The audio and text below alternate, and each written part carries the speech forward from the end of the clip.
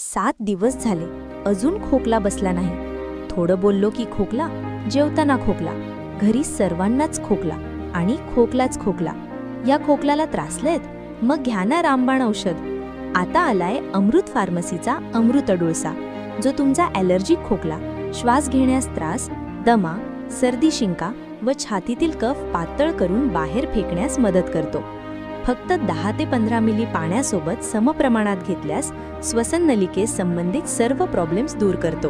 पण जास्त प्रमाणात घेतल्यास उलटी किंवा पोट दुखणे होऊ शकते. म्हणून प्रमाण व मुले आणि गर्भवती महिला डॉक्टरांच्या सल्ल्यानुसारच घेणे योग्य आहे.